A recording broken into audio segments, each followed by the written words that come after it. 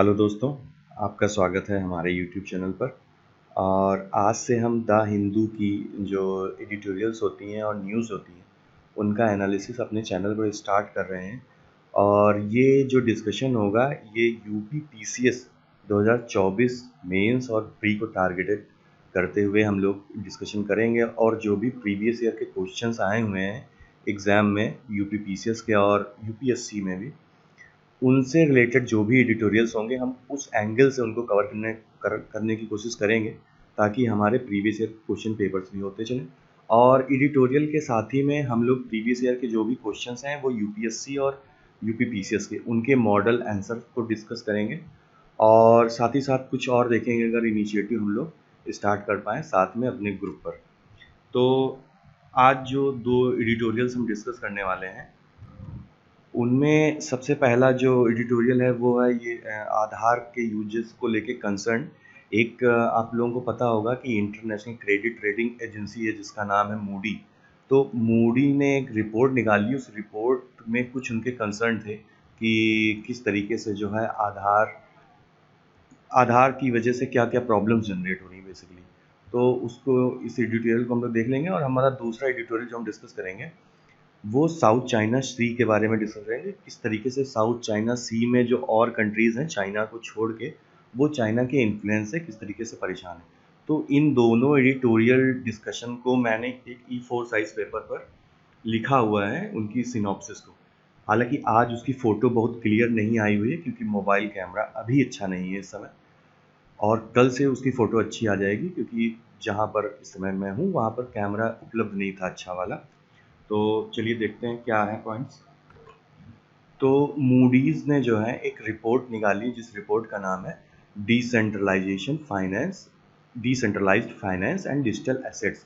तो उसमें उन्होंने जो सेंट्रलाइज्ड सिस्टम्स हैं, जिनमें जो सेंट्रलाइज्ड आईडी सिस्टम्स हैं जैसे इंडिया में आधार, क्योंकि हमारा जो आधार है वो एक सिस्टम है, पूरा एक सिस्टम है पूरी कंट्री के लिए। और पूरे देश के जो नागरिक हैं उनका बायोमेट्रिक, उनका डेमोग्राफिक और उनका जो आइरिस स्कैन होता है उसके डेटा को एक सेंट्रलाइज्ड जगह पे स्टोर किया जाता है। तो मूडी का ये कहना है कि ये जो सेंट्रलाइज्ड सिस्टम आईडी सिस्टम होते हैं इनमें सिक्योरिटी और प्राइवेसी कंसर्न्स होते हैं। क्यों होते हैं भाई? क्योंकि जैसे एक जगह पर हमारा एक सिस्टम है, एक सिस्टम में हमारा सारा डेटा स्टोर है। तो क्या अगर मान लीजिए सिस्टम हैक हो जाए या सिस्टम फेल हो जाए या फिर किसी किसी बग की वजह से सिस्टम की जो फंक्शनिंग है वो इफ़ेक्ट हो, तो सेंट्रलाइज्ड जो सिस्टम होगा मतलब उसकी वजह से फिर सर्विस प्रोवाइड करने में प्रॉब्लम्स आने लगेंगी। तो इसलिए जो मूडी है वो डिसेंट्रलाइज्ड, यानी कि सेंट्रलाइज्ड नहीं, डिसेंट्रलाइज्ड एक ऐसा सिस्टम, आईडी सिस्टम जिसमें अलग अलग लेवल्स पर डेटा को स्टोर किया जाए, अलग अलग डिपार्टमेंट्स में स्टोर किया जाए। तो इस तरीके के डिसेंट्रलाइज्ड डिजिटल आइडेंटिटी सिस्टम को वो प्रमोट करता है। तो अब आइए हम आगे देखते हैं कि इसमें क्या क्या प्रॉब्लम्स हैं। तो अब इंडिया ने, जब मूडी ने ये बोला कि नहीं आपके आधार कार्ड के सिस्टम में प्रॉब्लम है, तो इंडिया ने बोला कि मूडी को शायद ये नहीं पता है कि जो मनरेगा के जो बेनिफिशरीज़ हैं, जो भी लेबरर्स काम करते हैं, उनको उनका अकाउंट मनरेगा जॉब कार्ड से ऑनलाइन ऐड होने के लिए किसी भी प्रकार की बायोमेट्रिक या आइरिस स्कैन की ज़रूरत नहीं होती है। कहने का मतलब वो जो है डायरेक्टली एक लेबर का आधार कार्ड लिया जाता है और उसका आधार कार्ड जो भी मनरेगा जॉब कार्ड का पोर्टल होगा उस पर आधार कार्ड फीड कर दिया जाता है। और इस तरीके से जो जो उसका जॉब कार्ड है वो आधार कार्ड से लिंक हो जाता है। तो अभी हम लोग देखेंगे कि क्यों आधार को इम्प्लीमेंट किया गया था। तो आधार कार्ड को सबसे पहले तो बात है कि आधार कार्ड में क्या होता है, आधार कार्ड में डेमोग्राफिक डेटा, यानी कि किसी भी व्यक्ति का नाम, उसकी एज और डेट ऑफ बर्थ, जो भी डिटेल्स होती हैं ये होती हैं। उसके साथ में उसकी बायोमेट्रिक फिंगरप्रिंट्स होती हैं, आपको पता है, और आइरिस स्कैन होता है। इसका लक्ष्य था कि भारत के प्रत्येक सिटीजन को एक यूनिक आइडेंटिटी प्रोवाइड की जाए और एक unique identity centralised database system तैयार किया जाए। और जो हमारी गवर्नमेंट स्कीम्स हैं, चाहे वो कैश ट्रांसफ़र स्कीम्स हो या फिर बेनिफिट ट्रांसफ़र स्कीम हो, जैसे कि राशन शॉप पर किसी भी सब्सिडाइज्ड रेट में राशन को प्रोवाइड करना पीडीएस सिस्टम के थ्रू, पब्लिक डिस्ट्रीब्यूशन सिस्टम के थ्रू। तो उसमें जो बहुत सारे घोस्ट और फेक बेनिफिशियरीज होते हैं। तो घोस्ट बेनिफिशियरीज कौन से होते हैं? घोस्ट बेनिफिशियरीज वो होते हैं जिनकी डेथ हो चुकी है, लेकिन स्टिल उनके नाम पर कई बार क्या होता है, बेनिफिट्स उठाए जाते हैं। और फेक क्या होता है? फेक होता है कि किसी दूसरे के नाम पर या कोई ऐसे ही गलत तरीके से किसी नाम पर रजिस्टर कर कर उसके नाम से बेनिफिट उठाया जाए, उसके नाम से राशन कार्ड। तो इस तरीके की कई सारी करप्शन के केसेस सामने आते थे। तो गवर्नमेंट ने किया कि एक ऐसा डेटाबेस बनाया जाए जिसको हम बर्थ और डेथ वाले जो हमारा पोर्टल है उससे भी हम कनेक्ट कर सकें, अपने जॉब पोर्टल से कनेक्ट कर सकें, अपने वोटर आईडी पोर्टल से भी कनेक्ट कर सकें। तो सारे पोर्टल से जब एक सेंट्रलाइज्ड डेटा सिस्टम कनेक्टेड होगा तो आइडेंटिफाई करना आसान होगा कि कौन से लोग हैं जो किसी सर्विस पर बेनिफिट पा रहे हैं। जैसे फॉर एग्जांपल, अगर कोई व्यक्ति ए है, अगर उसकी डेथ हो गई और वो आधार कार्ड उसके पास में था, आधार कार्ड का डेटा और आधार कार्ड का जो डेटा है वो लिंक था हमारे बर्थ और डेथ साइट, जो भी बर्थ और डेथ जहाँ पर रजिस्टर होता है उस सिस्टम में।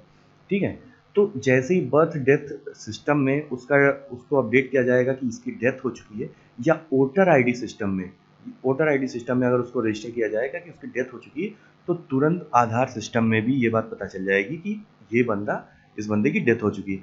तो अगर कभी भी फेक कोई बंदा ऐसा आता है जो उसका आधार कार्ड का डेटा इंफॉर्मेशन दे करके और किसी प्रकार की बेनिफिट को हासिल करना चाहता है, तो वो नहीं पॉसिबल हो पाएगा। इस तरीके की बहुत सारी जो फ्रॉड है वो मनरेगा वगैरह में होती थी कि जिनकी डेथ हो चुकी है उनके भी आधार कार्ड लगा दिए जाते थे।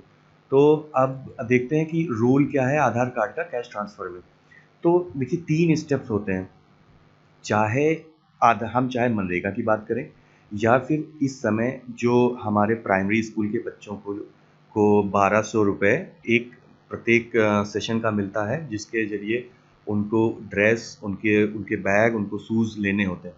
तो ये सारा जो कैश वाला जितनी भी स्कीम्स हैं, इनके लिए सबसे पहले जो आधार कार्ड होता है, जिस भी बेनिफिशियरी का आधार कार्ड है, उस बेनिफिशियरी का आधार कार्ड उस पोर्टल से जॉइंट किया जाता है जिस पोर्टल पे सर्विस प्रोवाइड करनी है। कहने मतलब, अगर उनको स्कॉलरशिप प्रोवाइड करनी तो स्कॉलरशिप वाले प्लेटफॉर्म पर उस बच्चे की डिटेल्स होंगी, उसके साथ में उसका आधार कार्ड लिंक किया जाएगा। फिर जो आधार कार्ड होता है, आधार कार्ड को हम लोग ऑलरेडी बैंक अकाउंट से कनेक्ट करवा चुके हैं। ठीक है, तो बैंक अकाउंट में कनेक्टेड है और जो बैंक अकाउंट की ब्रांच है वो आधार कार्ड को जो national payment corporation of India portal है, एनपीसीआई पोर्टल है, उससे कनेक्टेड रखती है, उससे मैप्ड रखती है। तो जब एनपीसीआई से कोई भी आधार मैप हो जाता है तो इससे जितने भी आधार रिलेटेड पेमेंट्स होते हैं, यानी कि जैसे एक सिस्टम होता है कि हम लोग अभी क्या करते हैं, अभी हम लोग मोबाइल फ़ोन से यूपीआई के थ्रू हमने जो है कैश ट्रांसफ़र, मतलब कि मोबाइल से जो है, मोबाइल के थ्रू हम लोगों ने मनी ट्रांसफ़र करना स्टार्ट कर दिया है।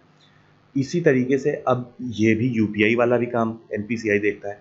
वैसे ही हम लोग अगर किसी का आधार कार्ड, आधार नंबर डाल देते हैं, तब भी उस व्यक्ति के जो भी अकाउंट लिंक होगा उस आधार कार्ड से, जिस तरीके से हमारे जिस मोबाइल नंबर से हमारा अकाउंट कनेक्टेड होता है उस अकाउंट में हमारे पैसे पहुंच जाते हैं जैसे ही मोबाइल नंबर पे पैसे भेजते हैं, उसी तरीके यूपीआई के थ्रू। उसी तरीके से जो आधार इनेबल्ड सर्विसेज होती हैं उसमें आधार अकाउंट पर, आधार नंबर पर पैसा डाला जाता है और उस आधार नंबर से जो भी अकाउंट कनेक्टेड होता है उस पर जो है पैसा पहुंच जाता है।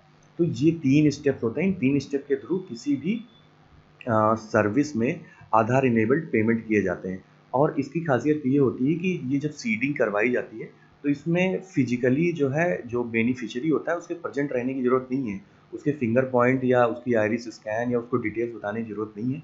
हम सिंपली अगर उस बंदे का आधार कार्ड नंबर डालते हैं पोर्टल पर, वो डायरेक्टली सीड हो जाता है अगर उसका बैंक अकाउंट आधार से कनेक्टेड है और एनपीसीआई पोर्टल पर उसका आधार कार्ड और अकाउंट मैप है।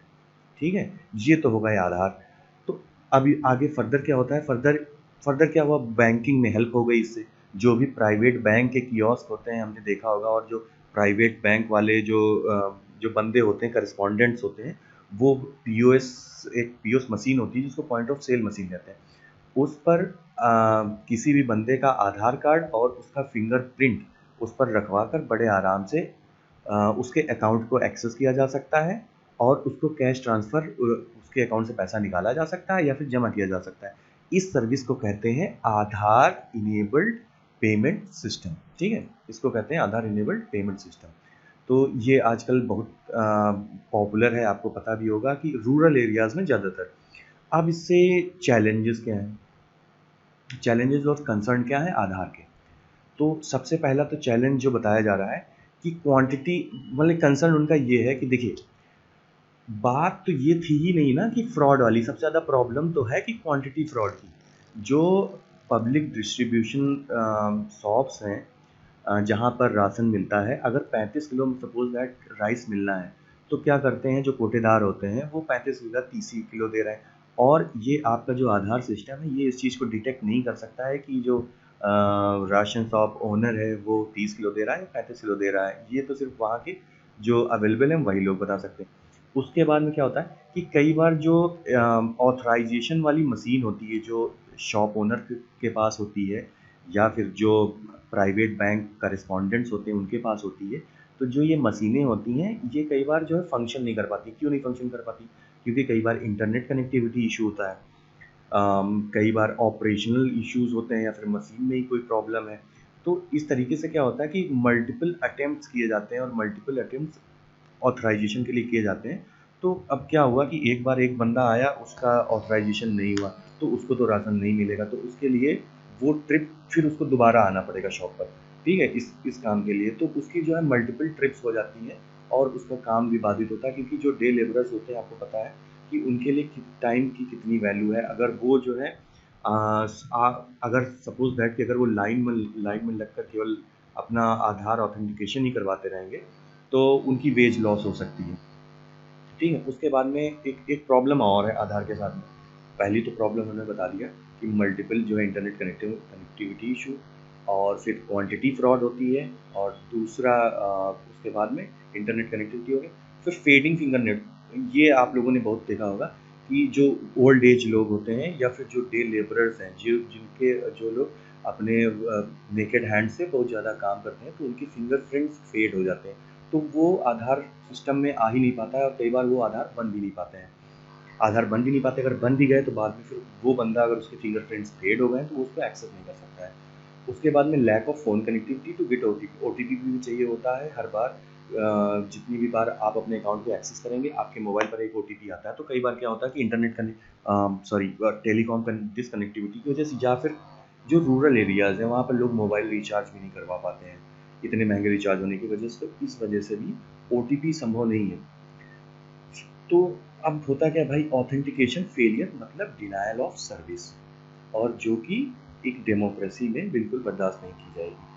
कैग रिपोर्ट क्या कहती है? कैग रिपोर्ट 2022 कहती है कि यूआईडी के पास में ऐसे कोई सिस्टम ही नहीं है जो कि इन फेल्ड ऑथेंटिकेशन वाले जो केसेस हैं उनको एनालाइज कर सके। यानी कि कितने ऐसे केसेस हैं जो कि फेल्ड ऑथेंटिकेशन हुआ या प्रॉब्लम्स हुई जिसकी वजह से लोगों को सर्विसेज नहीं प्रोवाइड हो पाई। ठीक है, तो अब उसके कुछ रीजंस बताए जाते हैं। जैसे क्या होता है कि कई बार अगर थोड़ा सा भी नेम मिसमैच है, कहने का मतलब कि अगर मनरेगा जॉब कार्ड में सपोज दैट ए का नाम ABC लिखा हुआ है और आधार कार्ड में उसका नाम ABCD है स्पेलिंग में, तो स्पेलिंग की मिसमैच की वजह से कई बार क्या होता है कि वो जो है पेमेंट ट्रांसफ़र नहीं हो पाती, ऑथेंटिकेशन नहीं हो पाता। दूसरी चीज़ दूसरी चीज़ क्या है कि जो बैंक्स हैं कई बार वो जो बंदे का आधार कार्ड है वो अपने हिसाब से अकाउंट से लिंक करती है। तो जैसे एक बंदा है जिसका एयरटेल पेमेंट्स बैंक में भी अकाउंट है, ठीक है, और उसके बाद में ग्रामीण ग्रामीण बैंक में भी अकाउंट है और पंजाब नेशनल बैंक में भी अकाउंट है। तो जो एयरटेल पेमेंट्स वाला बैंक में जो उसका अकाउंट है, कहने का मतलब जब लोग एयरटेल का सिम लेते हैं तो ऑटोमेटिक जो एयरटेल वाले होते हैं बंदे वो ऑटोमेटिक एयरटेल अकाउंट खोल देते हैं। तो जो एयरटेल का अकाउंट है वो तो आधार कार्ड उसका मैच हो गया, ठीक है, उस पर, क्योंकि आधार कार्ड के बिना वो खुलता नहीं है।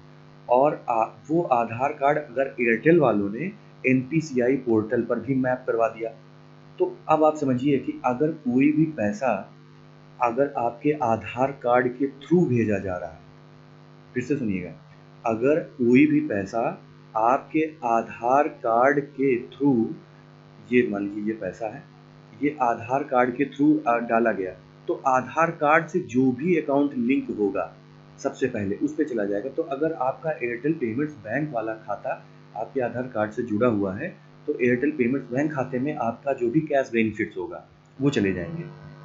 मनरेगा की जॉब वेजेस हों या फिर बच्चों की स्कॉलरशिप हो। तो कई बार तो क्या होता है कि जैसे अब एक बंदा है, अगर वो गया अपने अकाउंट, उसका उसका पंजाब नेशनल बैंक में अकाउंट है, वो गया पंजाब नेशनल बैंक में, उसने कहा कि मेरी मेरी तो वेजेस आ ही नहीं रही है, तो वो परेशान होगा, उसको पता ही नहीं चलेगा कि उसका जो वेजेस हैं वो आधार इनेबल्ड पेमेंट सिस्टम की वजह से एयरटेल पेमेंट्स बैंक में जा रही है। तो कई बार यही होता है कि मिस डायरेक्शन ऑफ पेमेंट्स हो जाता है। और अगर एक और पॉसिबिलिटी है कि किसी दूसरे बंदे का आधार कार्ड किसी दूसरे बंदे के अकाउंट से लिंक हो जाए। तो अब ये बताया जा रहा है कि बहुत सारे डिलेड ऑफ पेमेंट केसेस हैं, लेकिन गवर्नमेंट कहती है कि नहीं, हमारे पास लैक ऑफ फंड्स है। गवर्नमेंट ये एक्सेप्ट करने के लिए तैयार नहीं है कि उसके आधार सिस्टम में भी प्रॉब्लम्स हैं, जिनकी वजह से ऑथेंटिकेशन में डिले होता है और सीडिंग में डिले होता है, जिसकी वजह से अकाउंट में पैसा नहीं जा पाता है। ठीक है, तो अब इसको छोड़ के एक दो सिक्योरिटी कंसर्न्स भी बताए जाते हैं। कौन से सिक्योरिटी कंसर्न है? सबसे पहली बात तो ये कि जो रूरल एरियाज में आपको पता है अनएजुकेटेड लोग होते हैं, और अनएजुकेटेड लोग और जो ये पॉइंट ऑफ सेल मशीन होती हैं जो प्राइवेट करेस्पॉन्डेंट्स के पास होती हैं, प्राइवेट जो बैंक मित्र होते हैं उनके पास में होती है, तो अगर आपने एक बार अंगूठा रखा मशीन पर, पॉइंट ऑफ सेल पर, तो उसके बाद में आप उन प्राइवेट बंदों को ऑथराइज कर देते हैं कि वो आपके बैंकिंग अकाउंट को इनेबल कर सके। तो जिससे क्या हुआ, अनवांटेड विड्रॉल्स हो सकते हैं अकाउंट से। उसके अनवांटेड इंश्योरेंस स्कीम में भी लोगों को इन्वॉल्व कर दिया जाता है। उसी के साथ ही साथ एक एग्जाम्पल बताया जाता है कि जिसमें झारखंड में जो स्कॉलरशिप फ्रॉड हुआ था 10 करोड़ का। तो इसमें क्या हुआ था कि जो बहुत सारे जितने भी बेनिफिशरीज थे उनके फेक मतलब कि उनके नाम पर फेक आधार कार्ड्स को ऐड कर दिया गया था। ऐसे लोगों कुछ ऐसे लोगों का आधार कार्ड फीड कर दिया गया था जो कि मतलब कि जिनको पैसा निकालना था, जो कि फ्रॉड कर रहे थे। तो उन्होंने अपना आधार, सब इतना मान लीजिए कि उन्होंने अपना आधार कार्ड, जो लोग फ्रॉड कर रहे थे उन्होंने अपना आधार कार्ड जो बेनिफिशियरी होते हैं उनकी जगह पे लगा दिया था। तो जिसकी वजह से क्या हुआ कि उनके अकाउंट में वो पैसे ट्रांसफ़र हुए थे। ठीक है, तो इस तरीके की बातें बताएंगे। और एक चीज़ ये भी पता है कि मनरेगा के अंतर्गत जो है मैंडेटरी कर दिया गया है। तो कहने का मतलब ये है कि पूरे ओवरऑल जो हमारा ये एडिटोरियल था, इसका कहने का मतलब था कि जो जो कंसर्न है रिलेटेड टू सिक्योरिटी और ऑथेंटिकेशन, जिसकी वजह से पेमेंट्स डिले होते हैं, कई बार डिनायल ऑफ सर्विस होती है, तो इसको किस तरीके से UIDA इंश्योर कर रहा है, क्योंकि UIDA के पास कोई ऐसा सिस्टम नहीं है जिसके थ्रू वो ये एनालाइज कर सकें कि उनके सिस्टम में कौन कौन सी प्रॉब्लम है। तो ये था आपका पहला एडिटोरियल। अब अगला एडिटोरियल हम देखते हैं साउथ चाइना सी में। तो साउथ चाइना सी के बारे में आप लोग सब लोग बहुत अच्छी तरीके से जानते हैं कि जो साउथ चाइना सी है वो पड़ता है आपके पैसिफिक ओशन के वेस्ट में। एक बार हम एक इमेज से देख लेते हैं। तो ये है साउथ चाइना सी का मैप। यहाँ पर हमारा इंडिया है, जैसा कि आप देख रहे होंगे। ये यहाँ पे हमारा इंडिया है और ये म्यांमार हो गया, ये थाईलैंड हो गया। तो जो ये साउथ चाइना सी का, ये सबसे पहले ये लाइन आप देख लीजिए। ये जो लाइन है इसको बोलते हैं 9 डैश लाइन साउथ चाइना सी में। ठीक है, ये 9 डैश लाइन के भीतर का जो भी एरिया है ये चाइना के द्वारा क्लेम किया जाता है। और चाइना क्लेम करता है कि हिस्टोरिकली जो है इसके जो आइलैंड्स हैं, यहाँ के जो फीचर्स हैं, जो रीफ्स हैं और जो भी नेचुरल है यहाँ पर, वो साउथ चाइना का, सॉरी चाइना का है। ठीक है, और अब देखिए इंटरनेशनल और इसके कंट्रीज़ देख लेते हैं इसके अराउंड जो हैं। एक तो वियतनाम हो गई यहाँ पर, यहाँ ताइवान हो गया, मलेशिया हो गया, ब्रुनई, ये ब्रुनई हो गया, ये मलेशिया ही है, और ये फिलीपींस है। ठीक है, और यहाँ पर सिंगापुर भी है। तो अब यहाँ पर क्या होता है, आपको पता है कि एक हमारा United Nations convention on law of seas है, उसके अकॉर्डिंग क्या होता है कि प्रत्येक कंट्री, जो भी कंट्री है उसकी अगर कोस्टल बाउंड्रीज हैं तो कोस्टल बाउंड्रीज में 24 नॉटिकल माइल्स तक जो है 24 नॉटिकल माइल्स तक उसका उसका टेरिटोरियल सी होता है, और उसके बाद में 200 नॉटिकल माइल्स तक उसका एक्सक्लूसिव इकोनॉमिक जोन होता है, जहाँ तक वो अपने रिसोर्सेज को एक्सप्लॉइट कर सकता है, ओशन रिसोर्सेज को एक्सप्लॉइट कर सकता है। कहने का मतलब उसको अगर ऑयल ड्रिलिंग करनी हो, या फिर कोरल रीफ्स के थ्रू कुछ करना हो, या कोई मछलियाँ पकड़नी हो, तो वो EEZ होता है 200 नॉटिकल माइल्स तक। ठीक है, इस चीज़ को ध्यान रखिएगा, 200 नॉटिकल माइल्स तक EEZ होता है, इसको एक्सक्लूसिव इकोनॉमिक जोन कहते हैं। और ये 24 नॉटिकल माइल्स तक टेरिटोरियल सी होता है। ठीक है, तो अब प्रॉब्लम क्या है? अब प्रॉब्लम ये है कि जो चाइना है वो और कंट्रीज के जो राइट्स हैं related to UNCLOS UNCLOS, United Nation convention on laws of seas, तो अनक्लॉज के अंतर्गत जो राइट्स हैं, चाहे वो फिलीपींस के हों, वियतनाम के हों, किसी भी कंट्रीज के, तो उसको कहता है कि नहीं, ये पूरा जो 9-9 के भीतर का एरिया है ये हमारा है। अब इसी के रिगार्डिंग रिसेंट में क्या हुआ, रिसेंट में इस जगह पर एक आइलैंड है, उसका नाम है स्कॉरबोरो सोल। ये देखिए, ये नाम है स्कारोबोरो सोल।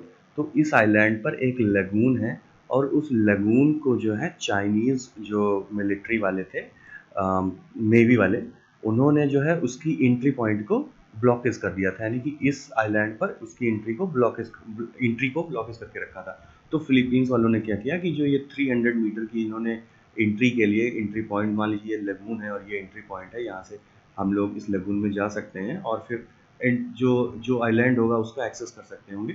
तो कहने का मतलब ये है कि इस एंट्री पॉइंट को फिलीपींस वालों ने क्रैश किया।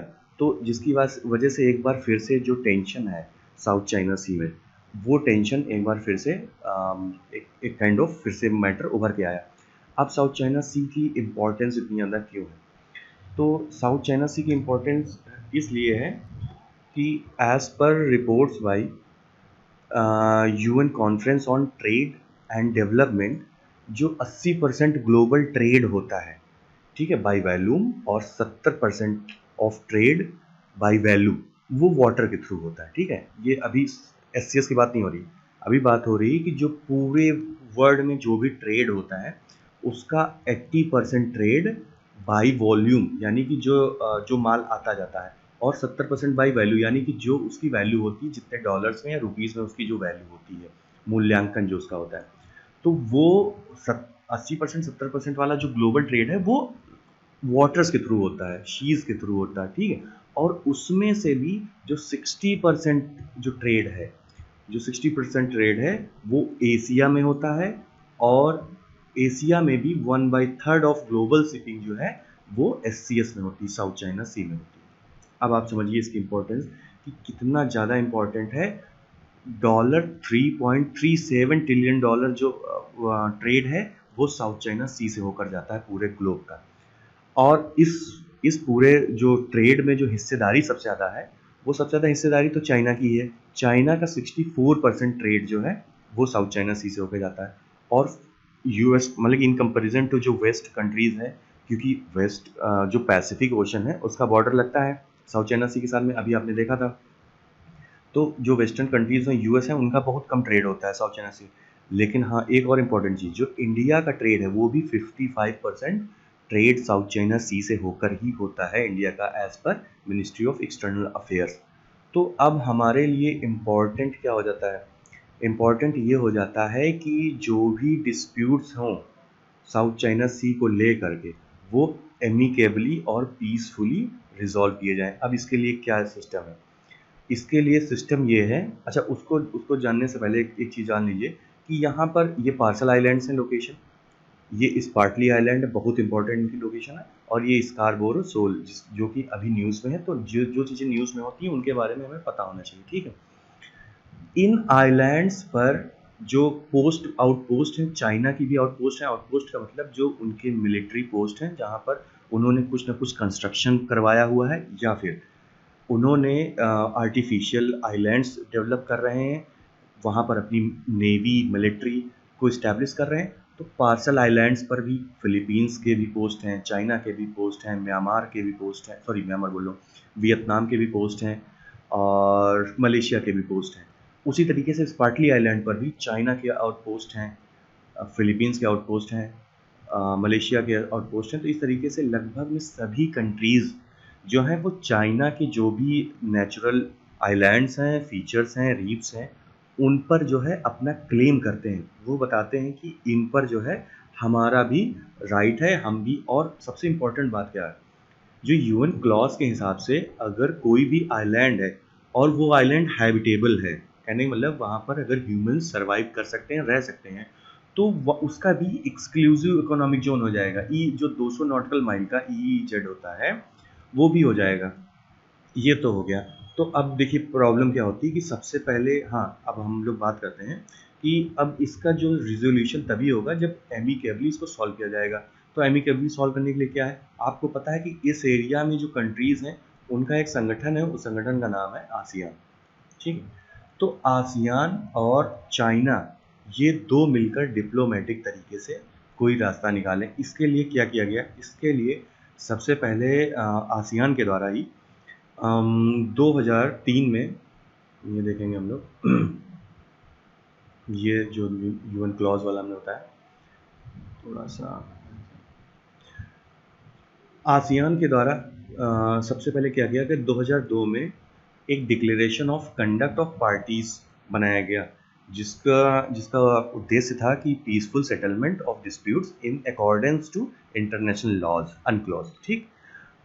अब क्या हुआ, इस डीओसी के बाद में आसियान फिर से काम कर रहा है कि आसियान और चाइना के बीच में एक ऐसा फ्रंट डेवलप किया जा सके, डिप्लोमेटिक एक ऐसी मैकेनिज्म इस्टेब्लिश की जा सके, जिसका नाम उन्होंने कोड ऑफ कंडक्ट रखा है, जिससे जो जो भी डिस्प्यूट्स हैं साउथ चाइना सी में उनको बहुत आसानी से निगोशिएट किया जा सके। ठीक है। ये तो आसियान प्रयास कर रहा है, लेकिन इसके पहले क्या हुआ, फिलीपींस ने देखो फिलीपींस क्या किया। अब चूंकि फिलीपींस का बहुत ज़्यादा एरिया जो है साउथ चाइना सी में है, उसका जो टेरिटोरियल सी है और उसका जो एक्सक्लूसिव इकोनॉमिक जोन है, और उस पर जो है चाइना का क्लेम है। तो फिलीपींस चला गया PCA के पास, परमानेंट कोर्ट ऑफ आर्बिट्रेशन के पास में, वहाँ पर केस फाइल कर दिया कि देखो चाइना जो है वो यूनाइटेड नेशन जो लॉज हैं उनको उनका उल्लंघन कर रहा है। तो PCA ने क्या बोला कि PCA ने बोला कि ये तो इलीगल है, और जो है PCA ने इलीगल बोला, और साथ ही साथ चाइना ने भी ये कहा कि हम इस प्रोसीडिंग में पार्टिसिपेट ही नहीं करेंगे परमानेंट कोर्ट ऑफ आर्बिट्रेशन में, क्योंकि उन्होंने PCA को ही इलीगल बता दिया। फिलहाल 2016 में जो है PCA ने 9-9 जो कि चाइना क्लेम करता है उसको पूरी तरीके से नकार दिया, और जो चाइना हिस्टोरिकल क्लेम्स करता है कि उसके हिस्टोरिकली जो है उसका कब्जा था पूरे साउथ चाइना सी में, उसको भी जो है पूरी तरीके से खारिज कर दिया कि नहीं, ऐसा पॉसिबल नहीं है, क्योंकि सभी कंट्रीज़ के इंटरेस्ट जो है जुड़े हुए हैं साउथ चाइना सी में पूरे वर्ल्ड के। अभी आपने देखा कि किस तरीके से यूक्रेन और रसिया के वॉर ने पूरे वर्ल्ड में क्राइसिस, सप्लाई चेन क्राइसिस लाई, सिक्योरिटी क्राइसिस लाई, और भुखमरी बढ़ गई, इन्फ्लेशन बढ़ गया। तो कि अब जिस एरिया से पूरे ग्लोब का 60% ट्रेड हो रहा हो, और अगर वो रास्ता ब्लॉकेज होता है जहाँ से इंडिया का 60% 65% ट्रेड हो रहा हो, वो अगर रास्ता ब्लॉकेज होता तो ये पूरे इंडो पैसिफिक के लिए, एशियन कंट्रीज़ के लिए, साथ ही साथ पूरे ग्लोब के लिए कंसर्न है। तो साउथ चाइना सी में जो चाइना की असर्टिवनेस है उसको हमें जो है मेंटेन करना है। ठीक है। तो ये हो गया आज का डिस्कशन। फिलहाल कल से जो भी डिस्कशन किया जाएगा उसकी फ़ोटोज़ जो है प्रॉपर तरीके से खींचकर अपलोड की जाएंगी। फिलहाल thank you so much and have a good day.